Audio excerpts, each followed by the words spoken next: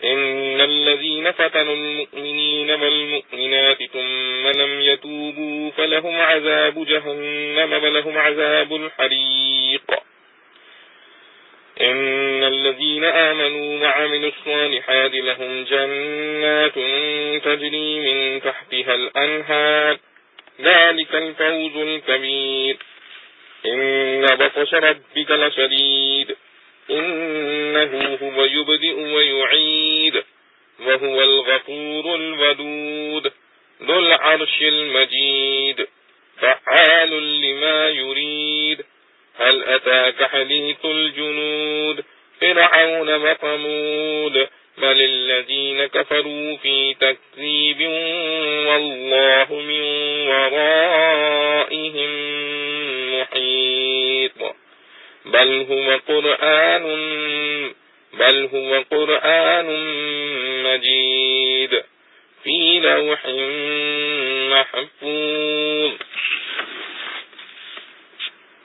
سورۃ البروج.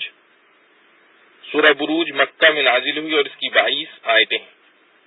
شروع اللہ کے نام سے جو بے حد مہربان نہایت رحم والا ہے. قسم آسمان کی جس میں برج ہے اور اس دن کی جس کا وعدہ ہے اور اس دن کی جو حاضر ہوتا ہے اور اس کی جس کے پاس حاضر ہوتے ہیں. مارے گئے کھائیاں کھودنے والے، آگ ہے بہت ایندھن والی. جب وہ اس پر بیٹھے اور جو کچھ وہ کرتے مسلمانوں کے ساتھ اپنی آنکھوں سے دیکھتے اور ان سے بدلہ نہ لیتے تھے مگر اسی بات کا کہ وہ یقین لائے اللہ پر جو زبردست ہے تعریفوں والا، جس کا راج ہے آسمانوں میں اور زمین میں اور اللہ کے سامنے ہے ہر چیز. تحقیق جو دین سے بچلائے ایمان والے مردوں کو اور عورتوں کو پھر توبہ نہ کی تو ان کے لیے عذاب ہے دوزخ کا اور ان کے لیے عذاب ہے آگ لگے کا. بے شک جو لوگ یقین لائے اور کی انہوں نے بھلائیاں ان کے لیے باغ ہیں جن کے نیچے بہتی ہیں نہریں. یہ ہے بڑی مراد ملنی. بے شک تیرے رب کی پکڑ سخت ہے، بے شک وہی کرتا ہے پہلی مرتبہ اور دوسری، اور وہی ہے بخشنے والا محبت کرنے والا. مالک عرش کا بڑی شان والا، کر ڈالنے والا جو چاہے. کیا پہنچی تجھ کو بات ان لشکروں کی، فرعون اور ثمود کے؟ کوئی نہیں بلکہ منکر جھٹلاتے ہیں، اور اللہ نے ان کو ہر طرف سے گھیر رکھا ہے. کوئی نہیں، یہ قرآن ہے بڑی شان کا، لکھا ہوا لوح محفوظ میں.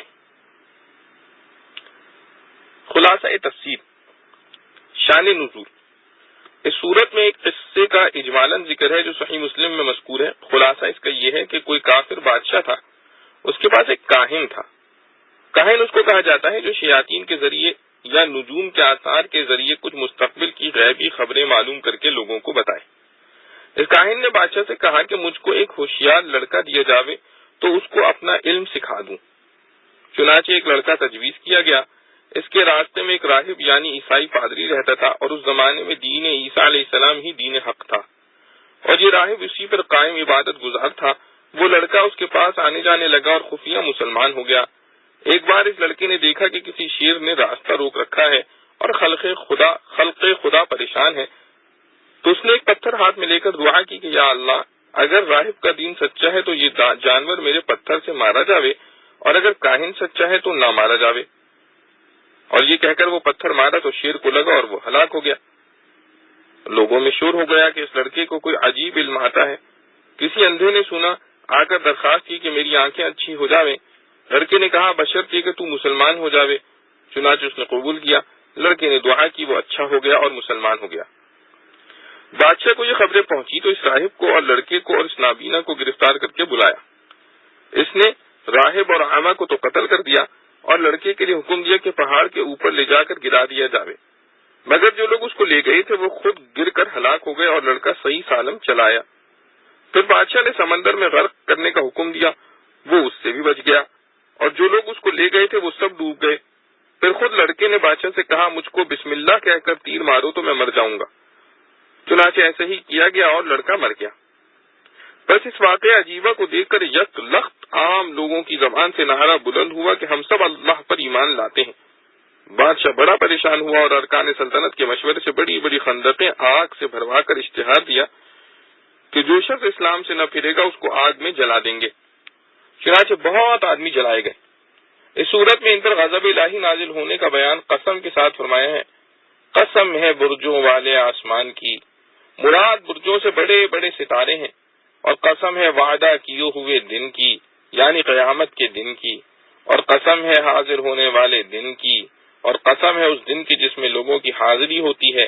حدیث ترمذی میں مرفوعاً ہے کہ یوم موعود قیامت کا دن ہے، اور شاہد جمعہ کا دن ہے، اور مشہود عرفہ کا دن ہے، اور ایک دن کو شاہد اور دوسرے کو مشہود شاہد اس لیے فرمایا کہ یوم جمعہ میں تو سب اپنی جگہ رہتے ہیں تو گویا وہ دن خود آتا ہے، اور یوم عرفہ میں حجاج اپنے اپنے مقامات سے سفر کر کے عرفات میں اس یوم کے قصد سے جمع ہوتے ہیں تو گویا وہ دن مقصود و مشہود اور دوسرے لوگ حاضری کا قصد کرنے والے ہیں۔ آگے جواب قسم ہے کہ خندق والے یعنی بہت سے ایندھن کی آگ والے ملعون ہوئے جس وقت وہ لوگ اس آگ کے آس پاس بیٹھے ہوئے تھے، اور وہ جو کچھ مسلمانوں کے ساتھ ظلم و ستم کر رہے تھے اس کو دیکھ رہے تھے۔ ان کے ملعون ہونے کی خبر دینے سے تسلی مومنین کی ظاہر ہے کہ اسی طرح جو کافر اس وقت مسلمانوں پر ظلم کر رہے ہیں وہ بھی گرفتار لعنت ہوں گے، جس کا اثر خواہ دنیا میں بھی مرتب ہو، جیسے غزوہ بدر وغیرہ میں مقتول و مغزول ہوئے، یا صرف آخرت میں جیسا عام کفار کے لیے یقینی ہے۔ اور دشمن کے عذاب کی خبر سے تسلی ہونا امر طبعی ہے، اور ان لوگوں کا بیٹھنا اس ظلم و ستم کے انتظام اور نگرانی کے لیے تھا۔ اور لفظ شہود میں علاوہ نگرانی کے اشارہ ان لوگوں کی سنگ دلی کی طرف بھی ہے کہ دیکھ کر بھی ترحم نہ آتا تھا، اور اس کو خدا تعالیٰ کی لعنت میں خاص دخل ہے کہ یہ سنگ دلی سبب لعنت ہے۔ اور ان کافروں نے مسلمانوں میں اور کوئی عیب نہیں پایا تھا بجز اس کے کہ وہ خدا پر ایمان لے آئے تھے، جو زبردست اور سزاوار حمد ہے۔ ایسا کہ اسی کی ہے سلطنت آسمانوں اور زمین کی، یعنی ایمان لانے پر یہ معاملہ کیا اور ایمان لانا کوئی خطا نہیں، بس بے خطا ان پر ظلم کیا، اس لیے وہ لوگ ملعون ہوئے۔ اور آگے ظالموں کے لیے عام وعید اور مظلوموں کے لیے عام وعدہ ہے کہ اللہ ہر چیز سے خوب واقف ہے، مظلوم کی مظلومیت سے بھی بس اس کی نصرت کرے گا، اور ظالم کی ظالمیت سے بھی تو اس کو سزا دے گا، یا خواہ یہاں خواہ وہاں۔ چنانچہ آگے یہی مضمون ہے کہ جنہوں نے مسلمان مردوں اور مسلمان عورتوں کو تکلیف پہنچائی اور پھر توبہ نہیں کی تو ان کے لیے جہنم کا عذاب ہے، اور جہنم میں بالخصوص ان کے لیے جلنے کا عذاب ہے۔ عذاب میں ہر طرح کی تکلیف داخل ہے، سانپ، بچھو، توق، زنجیریں، حمیم، غساق وغیرہ، اور سب سے بڑھ کر جلنے کا عذاب ہے، اس لیے اس کو بالتخصیص فرمایا۔ یہ تو ظالم کے حق میں فرمایا، آگے مومنین کے حق میں جن کے مظلوم بھی آ گئے ارشاد ہے کہ بے شک جو لوگ ایمان لائے اور انہوں نے نیک عمل کیے ان کے لیے بہشت کے باغ ہیں جن کے نیچے نہریں جاری ہوں گی، اور یہ بڑی کامیابی ہے۔ اور اوپر دو مضمون تھے، کفار کے لیے جہنم ہونا اور مومنین کے لیے جنت ہونا۔ آگے ان کے مناسب اپنے بعض افعال و صفات ان مضمونوں کی تقریر کے لیے ارشاد فرماتے ہیں کہ آپ کے رب کی داروگیر بڑی سخت ہے، بس کفار پر سزائے شدید کا واقع ہونا مستبعد نہیں، اور نیز وہی پہلی بار بھی پیدا کرتا ہے اور دوبارہ قیامت میں بھی پیدا کرے گا۔ بس یہ شبہ بھی نہ رہا کہ گو بطش شدید ہے مگر قیامت ہی واقع نہ ہوگی جو کہ وقت بطش کا ہے۔ اس سے تقریر ہو گئی وعید کفار کی، اور آگے تقریر ہے وعدہ مومنین کی کہ وہی بڑا بخشنے والا اور بڑی محبت کرنے والا اور عرش کا مالک اور عظمت والا ہے، بس ایمان والوں کے گناہ معاف کر دے گا اور ان کو اپنا محبوب بنا لے گا۔ اور ذو العرش اور مجید گو تعذیب و اطابت دونوں کے ساتھ متعلق ہو سکتا ہے کہ دونوں فرع ہیں صاحب سلطنت و کمال صفات کی، لیکن یہاں مقابلے کے قرینے سے ان پر اطابت کا متفرق کرنا مقصود ہے، اور آگے دونوں کے اعتماد کے لیے ایک صفت ارشاد ہے کہ وہ جو چاہے سب کچھ کر گزرتا ہے۔ آگے مومنین کی مزید تسلی اور کفار کی مزید تنبیہ کے لیے بعض خاص مغضوبین کا حال بیان فرماتے ہیں کہ کیا آپ کو ان لشکروں کا قصہ پہنچا ہے، یعنی فرعون اور آل فرعون اور ثمود کا، کہ کس طرح کفر کیا اور کیوں کر گرفتار عذاب ہوئے۔ اس سے مومنین کی تسلی حاصل کرنا چاہیے اور کفار کو ڈرنا چاہیے، مگر کفار بالکل عذاب سے نہیں ڈرتے بلکہ یہ کافر خود قرآن کی تکذیب میں لگے ہیں، بس اس کے مضمون تعذیب کو بھی اور دیگر مضامین کو بھی جھٹلاتے ہیں، اور انجام کار اس کی سزا بھگتیں گے کیونکہ اللہ کو ادھر ادھر سے گھیرے ہوئے، اللہ تعالیٰ ان کو ادھر ادھر سے گھیرے ہوئے ہیں، اس کے قبضہ قدرت اور عقوبت سے بچ نہیں سکتے، اور ان کا قرآن کو جھٹلانا محض حماقت ہے، کیونکہ قرآن ایسی چیز نہیں جو جھٹلانے کے قابل ہو، بلکہ وہ ایک باعظمت قرآن ہے جو لوح محفوظ میں لکھا ہوا ہے، جس میں کوئی تغیر و تبدل محتمل نہیں، وہاں سے نہایت حفاظت کے ساتھ صاحب وحی کے پاس پہنچایا جاتا ہے، کما قال تعالی فی سورۃ الجن فَإِنَّهُ يَسْلُكُ مِن بَيْنِ يَدَيْهِ وَمِن خَلْفِهِ رَصَدًا۔ پس ایسی صورت میں تکذیب قرآن کی بلا شبہ جہالت و موجب عقوبت ہے۔ پس ایسی صورت میں تکذیب قرآن کی بلا شبہ جہالت و موجب عقوبت ہے۔ معارف و مسائل۔ وَالسَّمَاءِ ذَاتِ الْبُرُوجِ، بروج برج کی جمع ہے، بڑے محل یا قلعے کو کہا جاتا ہے۔ قرآن کریم میں ہے وَلَوْ كُنْتُمْ فِي بُرُوجٍ مُشَيَّدَةٍ، یہاں بروج سے مراد محلات و قصور ہی ہیں، اور اصل مادہ بروج کے لغوی معنی ظہور کے ہیں، تبرج کے معنی بے پردہ کھلے پھرنے کے ہیں۔ قرآن کریم میں ہے وَلَا تَبَرَّجْنَ تَبَرُّجَ الْجَاهِلِيَّةِ الْأُولَىٰ، اس آیت میں بروج سے مراد جمہور مفسرین کے نزدیک بڑے بڑے ستارے ہیں۔ حضرت ابن عباس، مجاہد، وحاق، حسن بصری، قتادہ، سدی رحم اللہ علیہما کا سب کا یہی قول ہے، اور بعض دوسرے ائمہ تفسیر نے اس جگہ بروج سے مراد قصور یعنی محلات لیے ہیں، اور اس سے مراد وہ مکانات ہیں جو آسمان میں پہرے داروں اور نگراں فرشتوں کے لیے مقرر ہیں، اور بعض متاخرین نے بروج سے مراد وہ بروج بتلائے ہیں جو فلاسفہ کی اصطلاح ہے کہ کل آسمان کو 12 حصوں میں تقسیم کر کے ہر حصے کو ایک برج کہا جاتا ہے۔ ان کا خیال یہ ہے کہ ثوابت ستارے انہی برجوں میں اپنی جگہ مقیم ہیں، اور سیارات حرکت فلک کے ساتھ متحرک ہوتے ہیں، اور ان برجوں میں سیارات کا نزول ہوتا ہے، مگر یہ سراسر غلط ہے۔ قرآن کریم سیارات کو آسمانوں میں مرکوز نہیں قرار دیتا، بلکہ ہر سیارے کو اپنی ذاتی حرکت سے متحرک قرار دیتا ہے، جیسا کہ سورہ یاسین کی آیت میں ہے وَكُلٌّ فِي فَلَكٍ يَسْبَحُونَ، فلک سے مراد اس میں آسمان نہیں بلکہ سیارے کی مدار ہے جس میں وہ حرکت کرتا ہے۔ وَالْيَوْمِ الْمَوْعُودِ وَشَاهِدٍ وَمَشْهُودٍ، خلاصہ تفسیر میں ترمذی کی مرفوع حدیث کے حوالے سے ان الفاظ کی تفصیل لکھ دی گئی ہے کہ یوم موعود سے مراد روز قیامت، اور شاہد سے مراد روز جمعہ، اور مشہود سے مراد روز عرفہ ہے۔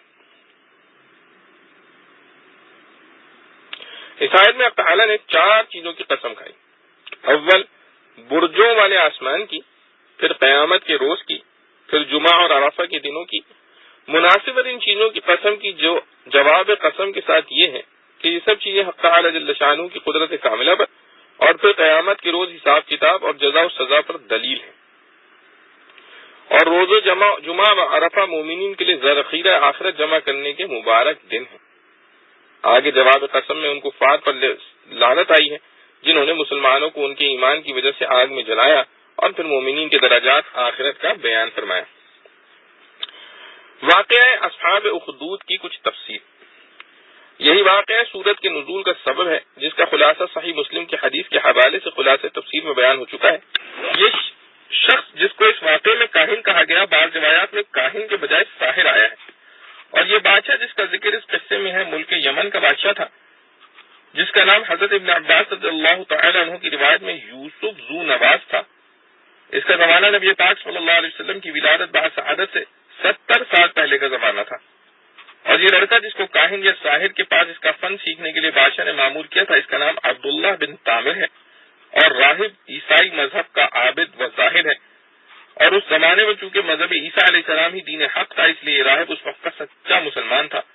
یہ لڑکا عبداللہ بن تامر جس کو کہانت یا سحر سیکھنے کے لیے بادشاہ نے معمور کیا تھا، اور وہ راستے میں راہب کے پاس جاتا اور اس کا کلام سن کر متاثر ہوتا اور بالآخر مسلمان ہو گیا تھا۔ اللہ سبحانہ وتعالیٰ نے اس کو ایمان بھی ایسا پختہ نصیب فرمایا کہ ایمان کی خاطر لوگوں کی ایذائیں برداشت کرتا تھا، کیونکہ جب جانے کے وقت راستے میں راہب کے پاس بیٹھتا، یہاں کچھ وقت لگتا، تو جب ساحر یا کاہن کے پاس دیر سے پہنچتا تو وہ اس کو مارتا تھا، اور واپسی کے وقت جب پھر راہب کے پاس بیٹھتا تو گھر واپس جانے میں دیر ہوتی، اس پر گھر والے اس کو مارتے تھے، مگر اس نے کسی کی پرواہ کیے بغیر راہب کی صحبت و مجالست نہ چھوڑی۔ اس کی برکت سے اللہ سبحانہ و تعالیٰ نے اس کو وہ کرامات عطا فرمائی جن کا ذکر اوپر آ چکا ہے۔ اس ظالم بادشاہ نے ایمان لانے والوں کو عذاب دینے کے لیے خندق کھدوا کر اس کو آگ کے بڑے شعلوں سے لبریز کیا، پھر ایمان لانے والوں میں سے ایک کو حاضر کر کے کہا کہ یا ایمان کو چھوڑ دو یا پھر اس خندق میں گر جانا پڑے گا۔ اللہ سبحانہ و تعالیٰ نے ان مومنین کو ایسی استقامت بخشی کہ ان میں سے ایک بھی ایمان چھوڑنے پر راضی نہ ہوا اور آگ میں گر جانا قبول کیا۔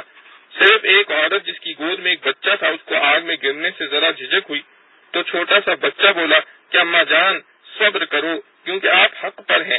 جو لوگ اس طرح دہکتی آگ میں جلا کر ظالم نے ختم کیے ان کی تعداد بعض روایات میں 12,000 بعض میں اس سے زیادہ منقول ہے۔ اور یہ لڑکا جس کی کرامتوں کا ذکر اوپر آ چکا ہے اور یہ کہ اس نے بخود بادشاہ کو اپنے قتل کی یہ صورت بتلائی کہ تم میرے سرکش کا تیر لو اور اس پر بسم اللہ ربی کہہ کر میرے تیر مارو تو میں مر جاؤں گا، اس ترکیب کے ساتھ لڑکے نے تو جان دے دی، مگر اس واقعے کو دیکھ کر بادشاہ کی ساری قوم نے نعرہ لگایا اور اپنے مسلمان ہونے کا اعلان کر دیا۔ کافر ظالم کو حق تعالیٰ نے دنیا میں بھی خائب و خاسر بنا دیا۔ محمد بن اسحاق رحمۃ اللہ علیہ کی روایت میں ہے کہ یہ لڑکا عبداللہ ابن طامر جس جگہ مدفون تھا، اتفاقاً کسی ضرورت سے وہ زمین حضرت فاروق اعظم رضی اللہ عنہ کے زمانے میں کھودی گئی تو اس میں عبداللہ بن طامر کی لاش صحیح سالم اس طرح برآمد ہوئی کہ وہ بیٹھے ہوئے تھے اور ان کا ہاتھ اپنی پٹھ پڑی پر رکھا ہوا تھا جہاں تیر لگا تھا۔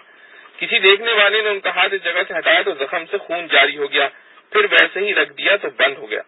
ان کے ہاتھ میں ایک انگوٹھی تھی جس پر لکھا ہوا تھا اللہ ربی۔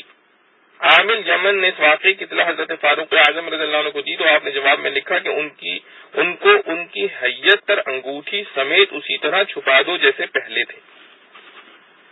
فائدہ، ابن کثیر رحمۃ اللہ علیہ نے بحوالہ ابن ابی حاتم رحمۃ اللہ علیہ نقل کیا ہے کہ آگ کی خندق کا واقعہ دنیا میں ایک ہی نہیں بہت مختلف ملکوں اور زمانوں میں ہوئے ہیں۔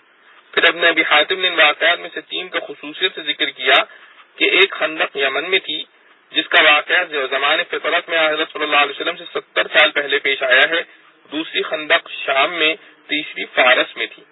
مگر قرآن کریم میں جس خندق کا ذکر اس صورت میں ہے وہ خندق نجران ملک یمن کی خندق ہے کیونکہ یہی عرب کے ملک میں تھی۔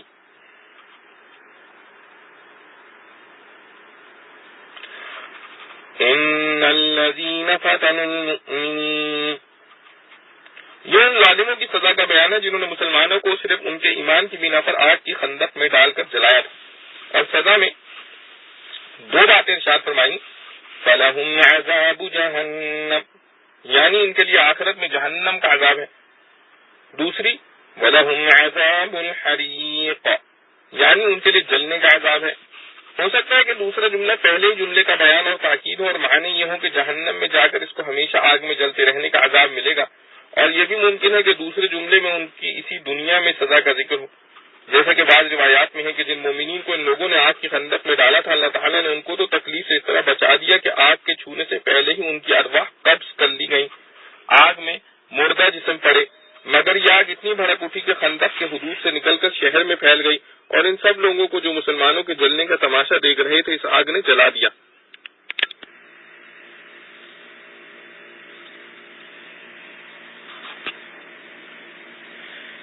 پھر یہ آگ اتنی بھڑک اٹھی کہ خندق کے حدود سے نکل کر شہر میں پھیل گئی اور ان سب لوگوں کو جو مسلمانوں کے جلنے کا تماشا دیکھ رہے تھے اس آگ نے جلا دیا۔ پھر بادشاہ یوسف ذو نواز بھاگ نکلا اور آگ سے بچنے کے لیے اپنے آپ کو دریا میں ڈال دیا، اس میں غرق ہو کر مرا۔ ان لوگوں کے لیے عذاب جہنم اور عذاب حریق کی خبر کے ساتھ قرآن کریم نے یہ قید بھی لگا دی کہ ثم لم یتوبوا، یعنی یہ عذاب ان لوگوں پر پڑے گا جو اپنے اس فعل پر نادم ہو کر تائب نہیں ہوئے۔